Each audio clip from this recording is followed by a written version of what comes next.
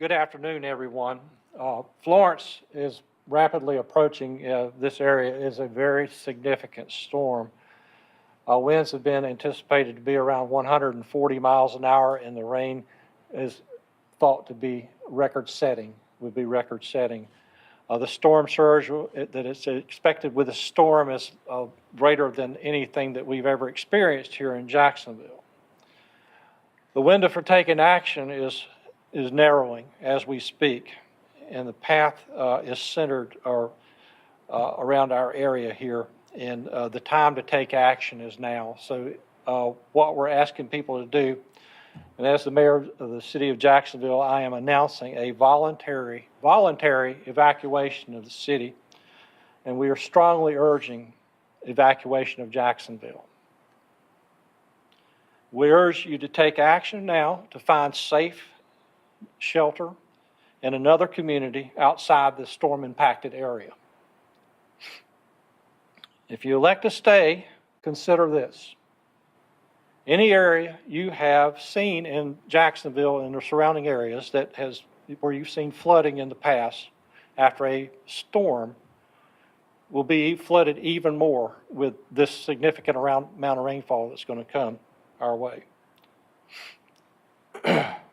I got a list of streets and areas in Jacksonville that we have in the past. We've had quite a bit of flooding, even just under normal storm conditions. And let me talk about a few of these. Court Street. We know that some areas of Court Street there are in low-lying areas and do have a tendency to flood, especially towards the southern end of Court Street, towards Shoreline Drive, which is the next street. Also, along Bayview Drive area off of Warlick Street, we have had significant flooding there during hurricanes in the past, especially when the tides have been high. It's caused us significant problems where we've actually had to rescue people from their homes in imminent danger with rising water. Burton Place in downtown, parts of New Bridge Street, Bryn Mawr subdivision. And you'll see on this map here some of these areas that are shaded in yellow. McDaniel Drive, parts of Gum Branch Road, River Street, Henderson Drive at the intersection with US 17, Riverview Street down by the USO in downtown, Tallman Street, and the area around Hardison Hills off of Ellis Boulevard. So these are areas that are 1% flood areas. So we can imagine that the areas that you see outlined on this map are during normal storm related rainfall. So you can use your imagination to expand that to what, this significant amount of rainfall is going to cause as far as these areas are going to expand. So with that in mind, take proper precautions. There could be water in your home as a result of this. And, you're going to have to really get out and take a look at your property and make sure you get a look at the lay of the land and what you're dealing with there. All these, we have some available flood predictions for our city. I think they're going to put that up on the screen also.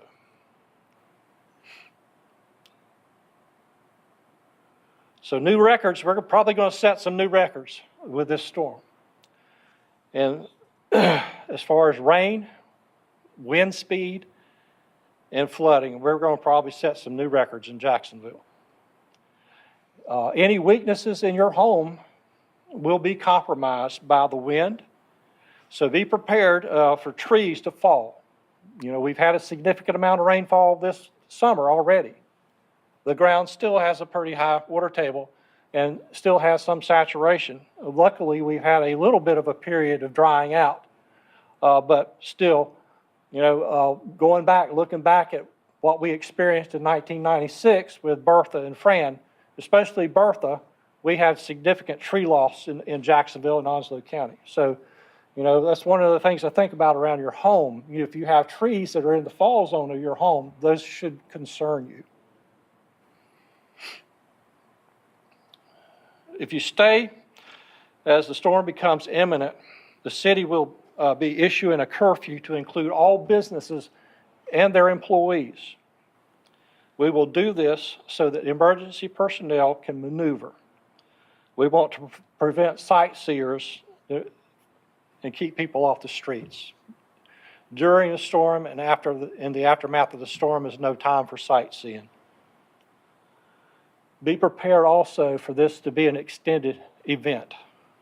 The predictions are that this system could have a stall period. So this could be a 3 to 4 day event. So make sure that your valuable papers are in a secured, dry container, and make sure you have enough food for several days. And make sure you're prepared for being without power for weeks.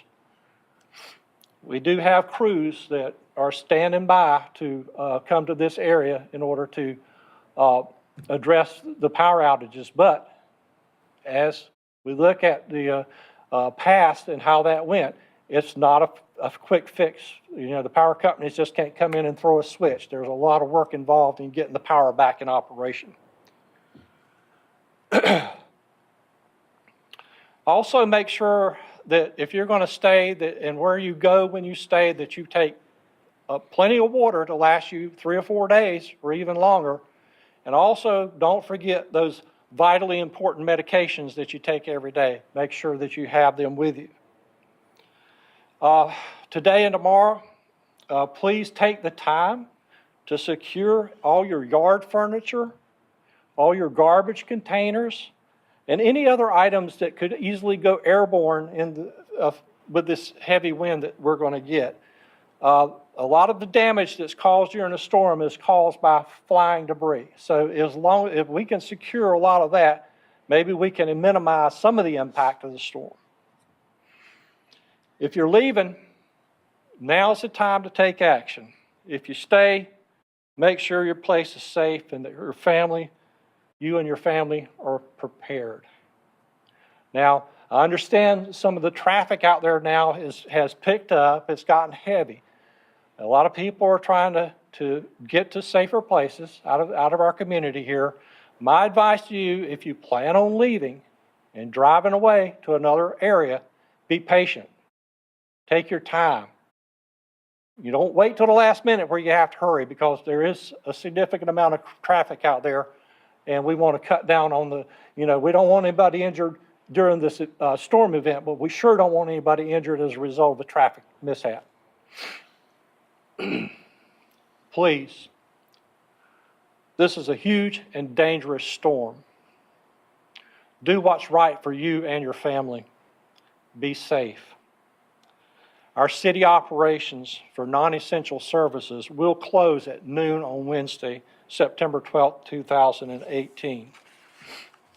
And again, I can't say it enough. Be safe. Thank you.